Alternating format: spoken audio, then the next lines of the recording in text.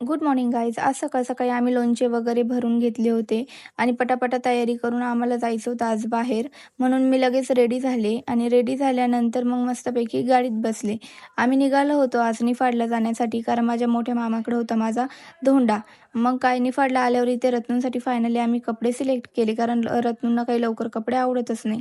मग मामीने केली होती मस्तपैकी आमची वेलकम आणि लिटरली इतकं छान असं डेकोरेशन वगैरे झालेलं होतं. मला तर फार आवडलं. मी खूप खूप खुश झाली होती काल ते सर्व बघून. आणि मग आमचं वेलकम वगैरे केल्यावर मामीने इथं आम्हाला धोंड तास दिली होती चांदीची गाय. गावदान केलं. मग मस्तपैकी आम्ही सर्वांनी जेवायला इथं घेतलं होतं. ही पोरगी भरत होती इथं पाण्याचे ग्लास आणि इथं मस्त जंगी स्वयंपाकाची तयारी चालू होती. मग माणसांना म्हटलं, तुम्हाला आग्रहाचं आमंत्रण आहे, जेवायचं बसत्या का? तर माणसं न लाजता न काचता मस्त जेवायला बसले होते भाऊ. मग म्हटलं आपण काय केलं, घ्यावा बसून. मग आम्ही पण मस्त ताट वगैरे वाढून घेतलं आणि जेवायला बसलो होतो.